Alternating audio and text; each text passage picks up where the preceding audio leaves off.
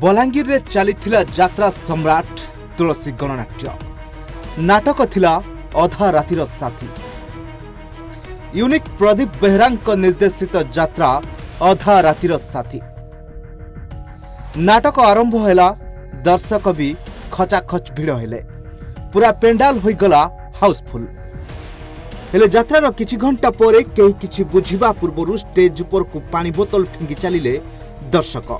हेले काहींकि एमिति हैला, काहींकि सब दर्शक स्टेज उपर को फिंगिले पानी बोतल। एठी आमे कहि रखुछु अभिनेता पीयूष को दमदार अभिनय देखि ताती गले दर्शक। यात्रा पेंडाल को फोपाड़िले पानी बोतल।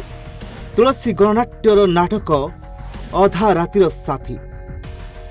से नाटक रे अभिनेता पीयूष त्रिपाठी निज मां को अमानुषिक भावे निर्यातना देउथवा दृश्य देखिबाकू पाइथिले। ए दृश्य को देखि रागी जाइथिले दर्शक आ भाव विफल होई जाइथिले, जहा फल रे पीयूष को निखुण अभिनय देखि स्टेज पर को फिंगी चलिले पानी बोतल। दर्शक बंधु पूर्वरु मध्य खंडगिरी रे एभली पीयूष को ऊपर को चेयर फोपाड़िथिले दर्शक, किंतु बलांगीर रे पीयूष को एते निखुण अभिनय जहा सत लागिथिला दर्शकंकु, सेथिपाई से भाव विफल होई निजको रखि पारि नथिले आ स्टेज ऊपर को फिंगी चलिथिले पानी बोतल।